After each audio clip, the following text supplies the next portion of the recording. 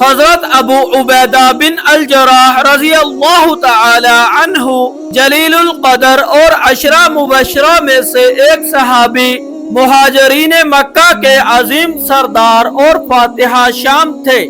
حضرت عمر رضی اللہ تعالی عنہ کے دور میں کافی عرصے سے اسلامی لشکر مختلف محاذوں پر پڑاؤ ڈالے ہوئے تھا کہ حضرت عمر رضی اللہ تعالی عنہ خبر گیری کے لیے مدینے سے شام پہنچے اور حضرت ابو عبیدہ رضی اللہ تعالی عنہ کی رہنمائی میں روزانہ مختلف محاذوں کا معائنہ کرنے لگے۔ کافی دن حضرت عمر رضی اللہ تعالی عنہ نے محسوس کیا کہ ابو عبیدہ رضی اللہ تعالی عنہ مجھے ہر جگہ لے جاتے ہیں، لیکن آداب میزبانی اور قربت کے برخلاف اپنی رہائش گاہ نہیں لے جاتے۔ عمر رضی اللہ تعالی عنہ اس معاملے میں بہت حساس تھے۔ کئی دن گزر گئے تو ابو عبیدہ سے شکوہ کیا۔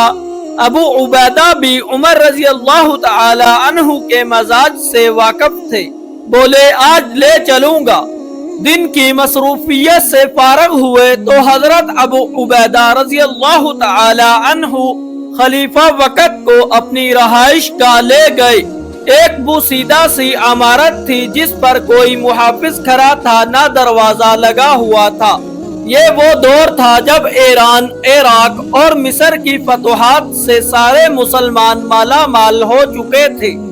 اندر داخل ہوئے تو زمین پر سونے کے لیے ایک چٹائی اور چادر پڑی تھی۔ ایک کونے میں پانی کا مشکیزہ اور کٹورا، دوسرے کونے میں چند اینٹوں پر مٹی کی ہانڈی رکھی تھی اور ادھر ادھر چند کپڑے پڑے تھے۔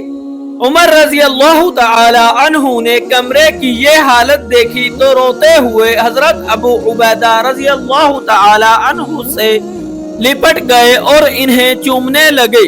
واپسی میں یہی جملہ ان کی زبان پر جاری تھا کہ سب بدل گئے، ابو عبیدہ نہیں بدلے۔